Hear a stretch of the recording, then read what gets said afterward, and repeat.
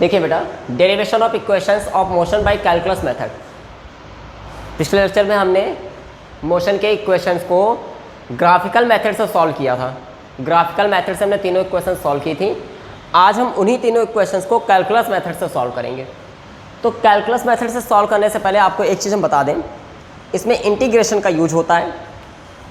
Calculus method से solve करने के लिए इंटीग्रेशन का यूज होता है। इंटीग्रेशन का सेंस क्या होता है? इंटीग्रेशन का सेंस होता है कलेक्ट करना। इंटीग्रेशन का सेंस क्या होता है? कलेक्ट करना, इकट्ठा करना, ये इंटीग्रेशन का सेंस होता है। इंटीग्रेशन का थोड़ा सा फॉर्मूला आप याद कर लीजिए जिसका यूज होना है। एक दो फॉर्मूले हम लिखे दे रहे हैं इंटीग्रेशन के। तो सबसे पहला फॉर्मूला ये देखिए, ये जो सिंबल बना हुआ है ये इंटीग्रेशन का सिंबल है, ये इंटीग्रेशन का सिंबल है और इसके साथ dx भी जुड़ता है, dx भी जुड़ता है इंटीग्रेशन के सिंबल के लिए, ठीक है। तो केवल dx का इंटीग्रेशन x होता है, केवल dx का इंटीग्रेशन क्या होता है? x होता है। और x की पावर n dx का इंटीग्रेशन है। इंटीग्रेशन तभी पॉसिबल होगा जब ये सिंबल और dx लगा होगा, यानी d लगा होगा। अब dx है, dt है, dy है, जब नहीं सिर्फ dx हो, x के t भी हो सकता है। x तो फंक्शन है, x फंक्शन है, x का फंक्शन है कि y का फंक्शन है, यहाँ dy भी ले सकते हो, dt भी ले सकते हो, वो कोई बात सेंस नहीं है। तो यहाँ पे केवल dx का इंटीग्रेशन x होता है। x की पावर n dx का इंटीग्रेशन हो जाएगा, जो भी पावर होगी उसमें 1 ऐड होगा, जो भी पावर होगी उसमें 1 ऐड होगा, वही नीचे, यानी जो पावर अप आएगी वही नीचे लिख दिया जाएगा n+1। जो भी पावर होगी उसमें 1 ऐड होगा, वही नीचे लिख दिया जाएगा। वैसे तो इंटीग्रेशन में +c भी जुड़ता है, जो भी आप इंटीग्रेशन करेंगे लास्ट में +c भी जुड़ेगा, लेकिन फिलहाल अभी जो हम सॉल्व करेंगे उसमें +c नहीं लेंगे, क्योंकि +c तब जुड़ेगा जब लिमिट ना लगी हो। इंटीग्रेशन का मतलब होता है कलेक्ट करना। अब कलेक्ट करने की एक रेंज होती है कि कहाँ से कहाँ तक कलेक्ट करें, कहाँ से कहाँ तक कलेक्ट करें, एक रेंज होती है उसकी, कि हम शुरू तो कर रहे हैं कलेक्ट करना, लेकिन उसकी रेंज क्या है, कहाँ तक कलेक्ट करना चाह रहे हैं। तो अगर लिमिट लगी हो तो सी हम नहीं जोड़ते हैं, और लिमिट ना लगी हो तो सी जोड़ते हैं। तो फिलहाल आप यही समझिए हम सी नहीं जोड़ेंगे, आप यही समझिए सी नहीं जोड़ेंगे। तो ये दो फॉर्मूले आपको याद करने हैं जो यूज में आएंगे आपके। इसके अलावा एक चीज़ आपको और याद करनी है, जैसे लिखा हो a x limit a to b। इसको कैसे सॉल्व करते हैं? यहाँ पे इसको बोलते हैं अपर लिमिट, इसको बोलते हैं लोअर लिमिट। मतलब x की जो पहुँच है वो a से शुरू होकर b तक है। x की पहुँच कहाँ से कहाँ तक है? a से शुरू होकर b तक है। ये अपर लिमिट है, ये लोअर लिमिट। तो एक बार हम x की जगह b रखेंगे, सीधे सीधे x की जगह b रखेंगे, बीच में माइनस का साइन लेते हैं, एक बार x की जगह a लेंगे, ये हम यूज करते हैं। एक बार x की जगह पे b रखेंगे, माइनस का साइन, एक बार x जगह पे a रखेंगे। तो ये कुछ फॉर्मूले हैं जिनका यूज होना है। अगर ये फॉर्मूले आपको तीन फॉर्मूले बस मैक्सिमम यूज होने, अगर ये तीनों फॉर्मूले अच्छे से क्लियर हो गए तो आप मान के चलिए कैलकुलस मेथड से मोशन के क्वेश्चंस को बहुत ही आसानी से सॉल्व कर लेंगे, बहुत ही अच्छे से तैयार हो जाएंगे आपको। बस ये 3 इक्वेशंस यानी 3 फॉर्मूले केवल आपको याद करने अच्छे से। अच्छा, इसके अलावा एक दो चीज़ें आपको और याद करनी है। वो क्या याद करनी है? आप कुछ इक्वेशंस जानते हैं, ये 3 फॉर्मूले तो आपको तैयार करने हैं, इनको नोट कर लीजिएगा। उसके अलावा और क्या क्या आपको तैयार करना है वो ध्यान से देखिए। हम पहले आपको कुछ शुरुआत की चीज़ें बता रहे हैं जिनसे हम आगे की चीज़ें अच्छे से समझ सकें। इसके अलावा आप जानते हैं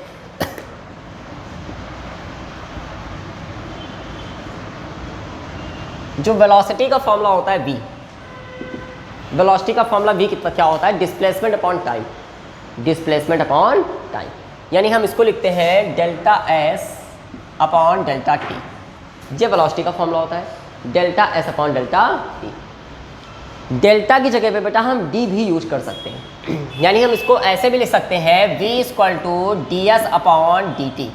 हम ऐसे भी लिख सकते हैं, दोनों का सेंस एक ही है। ये d कब लगाते हैं? ये d हम तब लगाते हैं जब इंस्टेंट वेलोसिटी हो, इंस्टेंट की सिचुएशन में है दोनों वेलोसिटी के फॉर्मूले। ये d का यूज हम तब करते हैं जब इंस्टेंट की सिचुएशन हो। अब इंस्टेंट का मतलब क्या होता है? इंस्टेंट का मतलब होता है किसी पर्टिकुलर टाइम की सिचुएशन, किसी पर्टिकुलर टाइम की सिचुएशन। जैसे हमने आपको एग्जांपल भी दिया था कि अगर हम बाइक चला रहे हो और बाइक का जो स्पीडोमीटर होता है, जहाँ से हम स्पीड को रीड करते हैं, बाइक के स्पीडोमीटर की रीडिंग, अभी मान के चलिए हमने आपसे पूछा कि बाइक के स्पीडोमीटर की नीडल कहाँ पर है, आपने कहा 50 पर।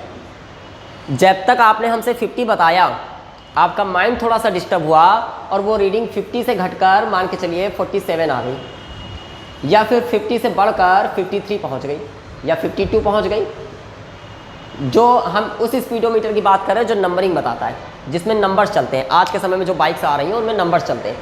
हमने आपसे पूछा कि बाइक की स्पीड कितनी है, आपने स्पीडोमीटर में देखा और आपने कहा बाइक की स्पीड 50 है। इतनी देर में आपका हाथ थोड़ा बहुत डिस्टर्ब हुआ, आपका थोड़ा बहुत माइंड डिस्टर्ब हुआ और हो सकता है स्पीड चेंज होकर 47 हो गई या 52 हो गई हो। ऐसी सिचुएशन में आप, ऐसा तो है नहीं कि आप झूठ बोले हो, आपने तो हमसे सही बताया था 50, लेकिन जब हमने देखा तो अब स्पीड 50 नहीं थी, अब स्पीड 50 नहीं थी। तो ये जो 50 की स्पीड थी वो कैसी स्पीड थी? इंस्टेंट। ये कैसी स्पीड थी? इंस्टेंट। ये बात को समझ आई? यानी ये 50 की स्पीड कैसी स्पीड थी? इंस्टेंट थी कि बहुत थोड़े समय के लिए रुकी है, तुरंत चेंज होगी। और ऐसा भी नहीं तुरंत चेंज हो जाए, हो सकता है थोड़ी देर तक रुकी रहे, थोड़ी देर तक रुकी रहे, ऐसा भी पॉसिबल है। यानी इंस्टेंट की सिचुएशन है जिसके लिए हमको टाइम लिमिट ना पता हो कि तुरंत चेंज होगी या नहीं चेंज होगी, हमें कुछ नहीं पता।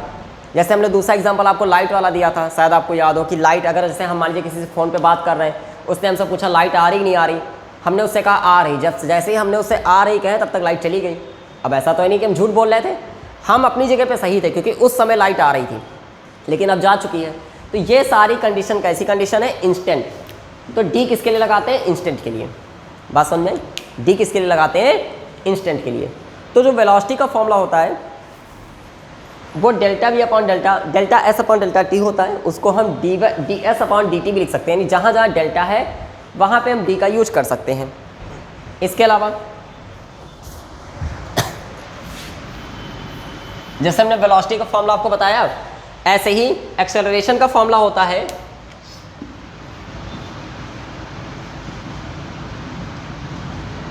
एक्सेलरेशन। वैसे तो आप जानते हैं एक्सेलरेशन का फॉर्मूला ए इक्वल टू होता है delta v upon delta t, velocity upon time. Acceleration ये तो होता है वेलोसिटी अपॉन टाइम। तो एक्सेलरेशन का फॉर्मूला क्या होता है? A equal to delta v upon delta t. अब इसको भी वैसे ही लिख सकते हैं, कैसे? A equal to d we upon D t. ये बात समझ में आई? तो ये आपको कुछ फॉर्मूले आपको देखने पड़ेंगे जिनका आपको इसमें यूज करना है। कैलकुलस मेथड में इन फॉर्मूलों का यूज करना है। D we upon D T, क्योंकि इंटीग्रेशन में क्या होना चाहिए? डी होना चाहिए। इंटीग्रेशन के लिए क्या होना चाहिए? डी होना चाहिए। इंटीग्रेशन उसी का पॉसिबल है जिसके पास डी होगा जिसके पास इंटीग्रेशन उसी का पॉसिबल है जिसके पास डी होगा। जहाँ डी किसके लिए? एक्स के लिए, एक्स का हुआ। यहाँ पे भी डी किसके लिए? एक्स के लिए, तो एक्स का इंटीग्रेशन हुआ। इंटीग्रेशन उसी के लिए पॉसिबल होगा जिसके पास डी होगा, ये याद रखिए। जैसे हमने डी एक्स का एक्स बोला, उसी तरह से अगर हम कहें डी टी का इंटीग्रेशन तो टी आ जाएगा, डी टी का टी। हम आपसे कहते हैं डी वाई का वाई हो जाएगा। तो ये इंटीग्रेशन के फॉर्मूले हैं। तो आपको ये कॉन्सेप्ट समझ में आ गए होंगे। वेलोसिटी का formula D S upon D T हम लिख सकते हैं, एक्सेलरेशन का फॉर्मूला हम D we upon D T लिख सकते हैं, और ये इंटीग्रेशन के फॉर्मूले हैं। ये बेसिक कॉन्सेप्ट्स हैं कैलकुलस मेथड को समझने के लिए। अगर आपको ये क्लियर है तो कैलकुलस मेथड बड़ा इजी लगेगा समझने में। देखिए, अगर हम फर्स्ट इक्वेशन ऑफ मोशन की बात करें, इसको हमें कैलकुलस मेथड से सॉल्व करना है। First equation of motion v equal to U plus A T. तो यहाँ पे अगर इसको हम सॉल्व करें तो हमने आपको समझाया था कि हमारी जो मोशन की इक्वेशन है दो ही मेथड से सॉल्व होती हैं। कौन कौन से मेथड है? या तो एक्सेलरेशन से सॉल्व करेंगे यानी डिस्प्लेसमेंट से, या तो डिस्प्लेसमेंट से सॉल्व करेंगे। यानी स्टार्ट कहाँ से करेंगे? हमने आपको पहले बताया कि डेरिवेशन पूरा करने से ज़्यादा कठिन होता है कि ये पता करना डेरिवेशन शुरू कहाँ से करें। अगर एक बार हमें ये पता चल जाए कि डेरिवेशन को शुरू कहाँ से करना है तो एक तरह से डेरिवेशन आधा तो पहले ही सॉल्व हो जाता है, हम ये कह सकते हैं। तो दो मेथड है, पहला तो डिस्प्लेसमेंट से शुरू करेंगे और दूसरा एक्सेलरेशन से शुरू करेंगे। अगर हमारे पास क्वेश्चन में डिस्प्लेसमेंट है तो डिस्प्लेसमेंट से ही शुरू करेंगे, अगर डिस्प्लेसमेंट नहीं है तो कहाँ से शुरू करेंगे? एक्सेलरेशन से। अगर हम इस इक्वेशन को देखें तो क्या इसमें कहीं डिस्प्लेसमेंट है? डिस्प्लेसमेंट का सिंबल एस होता है, एक्सेलरेशन का सिंबल ए होता है। क्या इस क्वेश्चन में कहीं डिस्प्लेसमेंट है? नहीं है। और जब डिस्प्लेसमेंट नहीं है तो जाहिर सी बात है कहाँ से शुरू करेंगे? एक्सेलरेशन से। तो एक्सेलरेशन से अगर स्टार्ट करें तो वी नो दैट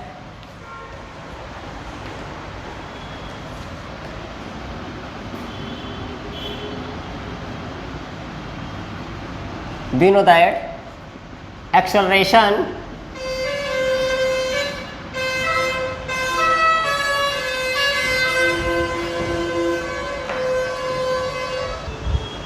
एक्सेलरेशन का जो फॉर्मूला होता है बेटा, एक्सेलरेशन का फॉर्मूला होता है acceleration A equal to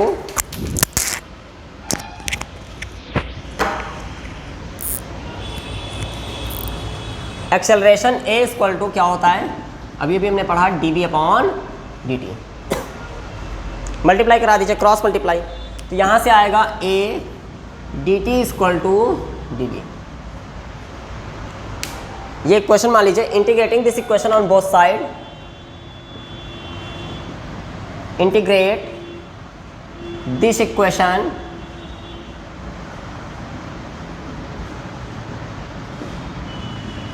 on both sides. हम इस इक्वेशन को दोनों साइड में इंटीग्रेट करा देंगे, दोनों साइड में इंटीग्रेट करा देंगे, तो integrate A D T equal to integrate D V. Integrate तो करा दिए। हमने कहा इंटीग्रेशन उसी का पॉसिबल है जिसके पास डी होगा। यहाँ पे डी किसके पास है, टी के पास, यानी टाइम का इंटीग्रेशन करेंगे। यहाँ पे डी किसके पास है, वेलोसिटी के पास, यानी वेलोसिटी का इंटीग्रेशन करेंगे। हमने कहा था इंटीग्रेशन का मतलब क्या होता है, कलेक्ट करना। इंटीग्रेशन का मतलब क्या होता है, कलेक्ट करना। अब देखिए, आपने ग्राफिकल मेथड से पढ़ा था, आप याद करिए थोड़ा सा ग्राफिकल मेथड। ग्राफिकल मेथड से आपने पढ़ा था कि ये आपका ये एक्स एक्सिस थी, ये वाई एक्सिस थी, और हम यहाँ से किसी ग्राफ को ऐसे बना रहे थे, इस तरह से ग्राफ बना रहे थे। ये वाला एक्सिस आपका कौन सा था, टाइम का एक्सिस था, जो कि कहाँ से शुरू हो रहा था, जीरो से। ये वाला एक्सिस कौन सा था, वेलोसिटी का। शुरू तो ये भी जीरो से हो रहा था, लेकिन ऑब्जेक्ट कहाँ से चल रहा था, ऑब्जेक्ट तो हमारा इस जगह से चल रहा था ना, और जब इस जगह से चल रहा था तो यहाँ की वेलोसिटी कितनी थी, u। बात समझ आई। फिर से देखिए, इस ग्राफ को आप पीछे ग्राफिकल मेथड से पढ़ चुके हैं। इस ग्राफ से अगर हम समझे तो हमने ये ग्राफ बनाया था, या फिर ऐसे भी समझिए, ये हमारा कोई ऑब्जेक्ट है, ये कोई ऑब्जेक्ट है। अभी इसके पास कोई ना कोई वेलोसिटी है, मान लेते u है, किसी ना किसी वेलोसिटी से चल रहा है। कौन सी वेलोसिटी, u। इसने क्या किया, अपनी वेलोसिटी बढ़ाई, इसको हमने एनर्जी दी, यानी एक्सेलरेट किया। जैसे हम लोग अपनी बाइक चला रहे हो, शुरुआत में बाइक की स्पीड 10 या 15 के आसपास होती है, हम उसके एक्सीलेटर को घुमाते हैं, मान लेते हैं शुरुआत की स्पीड 10 या 15 के आसपास होती है, हम एक्सीलेटर को घुमाते हैं और फाइनली स्पीड पहुंचा देते हैं 60 के आसपास। तो हमारी स्पीड कहाँ से कहाँ तक बढ़ी, 10 से 60। 10 से 60, यानी वेलोसिटी बढ़ी u से v तक। वेलोसिटी कहाँ से कहाँ तक बढ़ी, u से v तक। जबकि टाइम कहाँ से कहाँ तक बढ़ा, टाइम शुरू हुआ था जीरो से, और जीरो से बढ़ते हुए कहाँ तक गया, t तक। टाइम जीरो से शुरू होकर t तक बढ़ा था, वेलोसिटी u से शुरू होकर v तक बढ़ी थी। तो यहाँ पे लिमिट लगानी पड़ती है। हमने कहा इंटीग्रेशन का मतलब होता है कलेक्ट करना। कलेक्ट करने की रेंज होनी चाहिए, कहाँ से कहाँ तक आप कलेक्ट कर रहे हो। तो यहाँ पे हम टाइम को कलेक्ट कर रहे हैं, क्योंकि इंटीग्रेशन उसी का पॉसिबल है जिसके पास d होगा। तो यहाँ पे d किसके लिए, t के लिए। तो यहाँ पे टाइम को कलेक्ट कर रहे हैं, और टाइम की लिमिट कहाँ से कहाँ तक है, जीरो से t, यानी जीरो से शुरू कर रहे हैं और t तक जा रहे हैं। यहाँ पे किसको इंटीग्रेट करा रहे हैं, वेलोसिटी को, क्योंकि यहाँ पे d किसके लिए लगा है, v के लिए। वेलोसिटी को इंटीग्रेट करा रहे हैं। वेलोसिटी कहाँ से शुरू हो रही है, u से v तक। चले अब आगे सॉल्व करते हैं। हमने आपको समझाया कि इंटीग्रेशन केवल उसी का पॉसिबल है जिसके पास d होगा। तो d यहाँ पे t के पास है, तो a को तो बाहर कर लो। जब उसका इंटीग्रेशन ही नहीं होना तो उसको हम अंदर क्यों रखें, उसका जब इंटीग्रेशन नहीं होना तो उसको हम अंदर क्यों रखें। a को बाहर कर लिए, इंटीग्रेशन के बाहर आया, यानी a बाहर आ गया, अंदर बचा dt, लिमिट जीरो से t। dv का देखिए, अब इसको तो ऐसे ही लिखते हैं फिलहाल, u से v dv। कितना आपको समझ में आ गया होगा। अब देखिए, अभी भी थोड़ी देर पहले हमने फॉर्मूले पढ़े इंटीग्रेशन के। इंटीग्रेशन का हमने फॉर्मूला क्या पढ़ा था कि dx का इंटीग्रेशन x होता है। हमने पढ़ा कि dx का इंटीग्रेशन x होता है, ये फॉर्मूला पढ़ा। तो इस फॉर्मूले की हेल्प से अगर हम इसको सॉल्व करें तो a तो हमारा ऐसे ही रहेगा। जैसे dx का इंटीग्रेशन केवल x था, उसी तरह से dt का इंटीग्रेशन t आ जाएगा। लिमिट जो लगी लगा दीजिए, जीरो से t इक्वल टू, जैसे dx का x होता है उसी तरह से dv का v हो जाएगा। लिमिट जो लगी लगा दीजिए, u से v। हमने अभी भी पढ़ा था कि अगर लिखा हो x और लिमिट a टू b, तो हमने कहा था ये अपर लिमिट होती है, ये लोअर लिमिट। इसको हम कैसे लिख देंगे, एक बार x जगह पे b लिखेंगे, माइनस एक बार x जगह पे a लिखेंगे। हम ऐसा कर सकते हैं, यहाँ भी ऐसा ही करते हैं।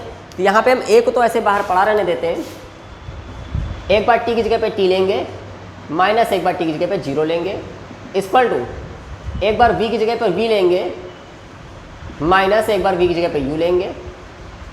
मल्टीप्लाई कराए, at equal to v minus u, u इधर माइनस से प्लस में आया, v equal to u plus at। हो गया कैलकुलस मेथड से पहली इक्वेशन, मोशन की पहली इक्वेशन कैलकुलस मेथड से। समझ में आ गई? देखिए second equation of motion S equal to U T plus half A T square, इसको हमें सॉल्व करना है कैलकुलस मेथड से।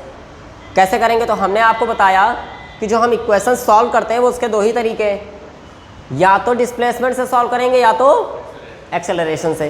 दो ही मेथड है, या तो डिस्प्लेसमेंट या तो एक्सेलरेशन। पहले किसको देखते हैं? डिस्प्लेसमेंट को। तो इसमें देखिए हमको डिस्प्लेसमेंट मिल रहा है, इसमें हमको डिस्प्लेसमेंट मिल रहा है।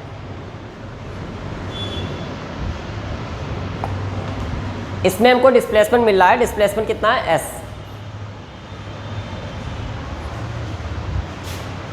तो s से हम सॉल्व करना चाहेंगे, कहाँ से सॉल्व करें? तो डिस्प्लेसमेंट होता क्या है? आप जानते हैं डिस्प्लेसमेंट का फॉर्मूला होता है वेलोसिटी इनटू टाइम। ये तो होता है डिस्प्लेसमेंट, वेलोसिटी इनटू टाइम, या फिर हम बोलते हैं velocity is equal to displacement upon time. तो वी नो दैट, यहीं से हम जब सॉल्व करेंगे तो we know that velocity v is equal to displacement upon time, यानी delta s upon delta t। तो डेल्टा की जगह हमने बताया d का यूज करेंगे, कैलकुलस मेथड से सॉल्व करने के लिए डेल्टा की जगह d का यूज करेंगे। वैसे तो फॉर्मूला हमारा ये होना चाहिए था v is equal to delta s upon delta t, लेकिन डेल्टा की जगह पे हम d का यूज करेंगे। तो v is equal to ds upon dt, cross multiply, तो आएगा v dt is equal to ds। फिर से भाई इंटीग्रेट ऑन बोथ साइड,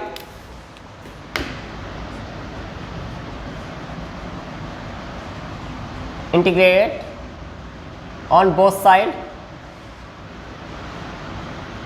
यानी दोनों साइड जब इंटीग्रेट कराएंगे तो क्या बनेगा? Integration of V D T equal to integration of D S. अब फिर से आप बात आती है लिमिट की। तो देखिए लिमिट उसके लिए लगाते हैं हम, पहली बात तो इंटीग्रेशन उसका करते हैं जिसके पास डी होगा। अगर हम पहले वाली इक्वेशन में देखें तो डी किसके लिए है? टी के लिए। तो इंटीग्रेशन किसका करा रहे हैं? टाइम का। टाइम कहाँ से शुरू हो रहा था? जीरो से। कहाँ तक जा रहा था? टी तक। यहाँ पे इंटीग्रेशन किसके लिए करा रहे हैं? डिस्प्लेसमेंट का। डिस्प्लेसमेंट भी हमारा जीरो से शुरू होकर एस तक जा रहा था, यानी जीरो से अभी जहाँ से हम चलना शुरू कर रहे हैं, जीरो से चलना शुरू कर रहे हैं और एस तक जा रहे हैं। तो जब इसका भी इंटीग्रेट कराएंगे तो पहले तो वी तो तुरंत बाहर आ जाएगा, क्योंकि इंटीग्रेशन केवल उसी का पॉसिबल है जिसके पास डी होगा। डी किसके लिए? टी के लिए। तो v का तो इंटीग्रेशन होना नहीं, जब होना नहीं तो अंदर क्यों? तो v तुरंत बाहर आ जाएगा, अंदर बचेगा डी टी लिमिट जीरो से t। अच्छा एक सेकंड, इसको थोड़ा सा और सॉल्व करिए पहले आप। देखिए और इस तरह सॉल्व करेंगे, पहले तो आप इसको थोड़ा सा देखिए क्या करना है हमें। हम जब इसका इंटीग्रेशन करा रहे होंगे v का, तो जो इक्वेशन है उसमें कहीं v है ही नहीं।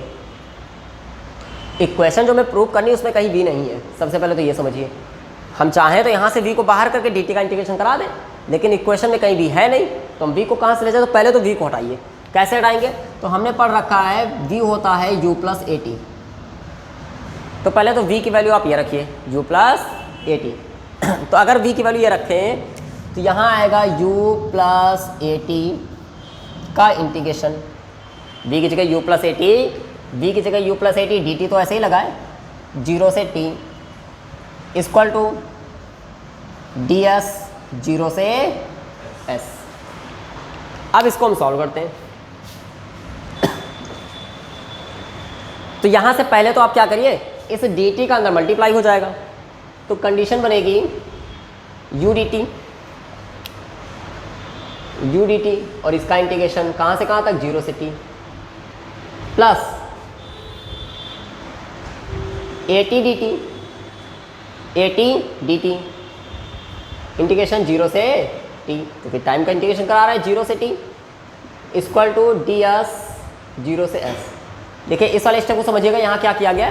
डी टी का अंदर मल्टीप्लाई कराया गया U D T, A T D T, A T D T, और ये इंटीग्रेशन का सिंबल दोनों के पास लगा दिया गया। कंडीशन वही, इंटीग्रेशन केवल उसी का पॉसिबल है जिसके पास, इंटीग्रेशन केवल उसी का पॉसिबल है जिसके पास डी लगा होगा। तो यहाँ पे डी टी के पास है, तो यू को बाहर कर लीजिए, u बाहर हो गया, लिमिट जीरो से t डी टी, प्लस यहाँ पे a बाहर आ जाएगा, लिमिट जीरो से t D T equal to limit zero से s डी एस। हमने आपको इंटीग्रेशन के फॉर्मूले लिखवाए थे। हमने आपसे कहा था कि केवल dx का इंटीग्रेशन x होता है और एक्स की पावर एन डी एक्स का इंटीग्रेशन एक्स की power N plus one upon N plus one होता है। यानी जो भी पावर होगी, जो भी एक्स के पास पावर होगी उसको वन ऐड हो जाएगा, वही नीचे लिख दिया जाएगा। उसी तरह से अगर केवल एक्स डी एक्स से कराया जाए तो यहाँ पे आप जानते हो पावर कितनी है, वन। केवल एक्स डी एक्स का अंदर पावर वन, तो वन में वन ऐड होगा तो यानी एक्स की पावर टू अपॉन टू, ये कंडीशन आएगी। चलिए इसको हम सॉल्व करते हैं। अगर तो u तो हमने ऐसे ही लिखा, जैसे केवल dx का x होता है उसी तरह से केवल dt का t हो जाएगा, लिमिट 0 से t, प्लस ये तो हमने ऐसे ही लिखा t dt, जैसे x dx का x स्क्वायर बाई 2 होता है, क्या होगा, हमने कहा जो भी पावर होगी उसमें वन ऐड हो जाएगा। पावर वन है तो वन ऐड हो गया, 2 हो गया, और वही पावर नीचे लिख देंगे, 2 नीचे लिख देंगे। तो यहाँ पे t dt का हो जाएगा t स्क्वायर बाई 2, लिमिट 0 से t, इक्वल टू जैसे केवल dx का x होता है तो उस तरह से केवल ds का s हो जाएगा, लिमिट 0 से s। इसको हम सॉल्व करते हैं। सॉल्व क्या करना है, लिमिट अप्लाई करना है। u ऐसे ही रखें, एक बार t की जगह पे t minus 0 plus a by 2 बाहर कर लिए, हाफ a बाहर कर लिए, 1/2 बाहर आ जाएगा, हाफ a बाहर कर लिए। यहाँ पे जब लिमिट अप्लाई करेंगे तो एक बार t की जगह पे t रखेंगे, एक बार t की जगह पे 0 रखेंगे, तो t की जगह पे t तो t square minus 0 equal to यहाँ भाई एक बार s की जगह पे s रखेंगे माइनस एक बार s की जगह पर 0 रखेंगे।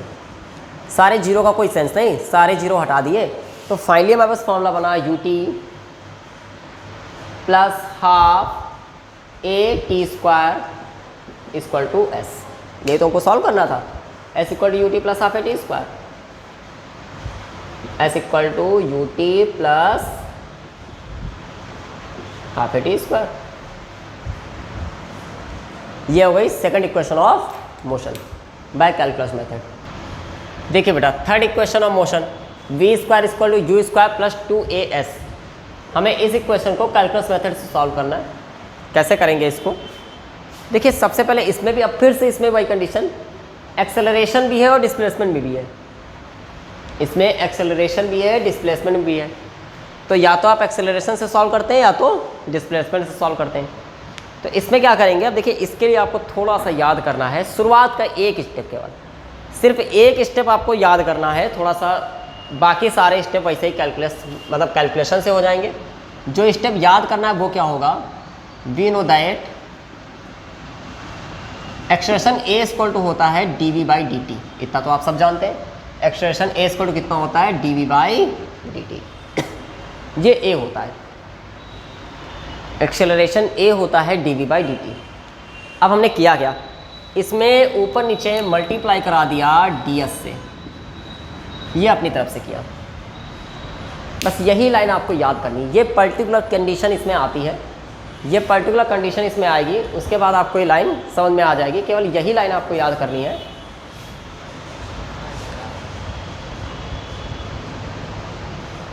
इस लाइन को केवल याद कर लीजिए, क्योंकि देखिए जो हमारे क्वेश्चन सॉल्व होते हैं ना, वो या तो एक्सेलरेशन से सॉल्व होती हैं या तो डिस्प्लेसमेंट से। तो इसमें एक्सेलरेशन और डिस्प्लेसमेंट में दोनों साथ में कर दिया, बस यही एक इक्वेशन, बाकी सब अपनी नॉर्मल तरीके से होंगी। ठीक है, इसको हम कैसे करेंगे ध्यान से देखिएगा। तो a इक्वल टू यहाँ पे क्या किया, अब देखिए अगर हम ऐसे ही लिखा रहने देंगे तब तो ds कैंसिल हो जाएगा, तो इंटरचेंज करा दीजिए। इंटरचेंज कराने का मतलब dv upon ds into ds upon dt। मतलब क्या किया हमने, समझिए, ds को इधर लाए, dt को इधर ले गए, क्योंकि अगर ऐसे ही लिखा रहेंगे तब तो एक क्रॉस हो गया, फायदा ही क्या मिला उससे हमें।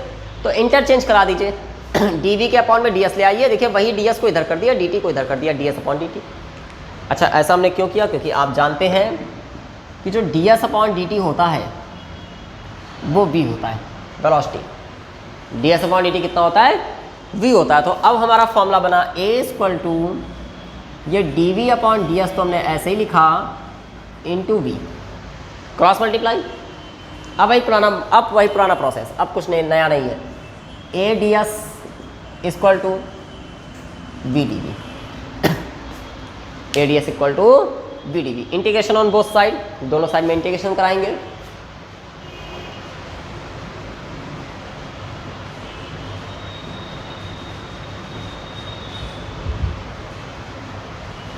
हम दोनों साइड में इंटीग्रेशन कराएंगे तो क्या आएगा, इंटीग्रेशन ऑफ a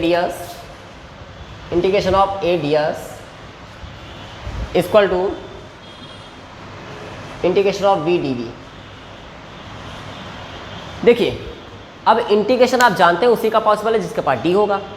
यहाँ पे डी किसके लिए है? एस के लिए। एस हमारा कहाँ से कहाँ तक जा रहा था? 0 से शुरू होकर एस तक जा रहा था। यहाँ पे डी किसके लिए लगा है? वी के लिए। वेलोसिटी कहाँ से कहाँ तक शुरू हो रही थी? वेलोसिटी यू से शुरू होकर वी तक जा रही थी। क्लियर? अच्छा, अब यहाँ पे v की वैल्यू u प्लस 80 मत लिख देना कि आप सोचो यहाँ पर भी v की वैल्यू, जैसे हमने पिछली इक्वेशन में किया था v की वैल्यू u प्लस 80 की थी। क्यों यहाँ पे क्यों नहीं करेंगे? क्योंकि जो इक्वेशन प्रूव करनी वहाँ कहीं टाइम है ही नहीं। हम अगर यहाँ पे वैल्यू लिखें v की, v equal to u plus 80 अगर ऐसा लिखे तो हमारी इक्वेशन टाइम के फॉर्म में आ जाएगी, लेकिन हमें जो प्रूव करनी है उसमें कहीं टाइम है ही नहीं। इसलिए यहाँ पर हम वेलोसिटी की वैल्यू नहीं लिखेंगे। नहीं लिखेंगे तो अब सीधा इंटीग्रेशन करा देते। कैसे कराएंगे? तो हमें पता है ए का इंटीग्रेशन नहीं होना। इंटीग्रेशन सिर्फ उसी का होता है जिसके पास डी होगा। डी किसके पास है? एस के पास। तो ए तो बाहर आ गया, अंदर बचा डी एस लिमिट 0 से एस इक्वल टू। अब क्या यहाँ वी को बाहर करेंगे? बिल्कुल नहीं।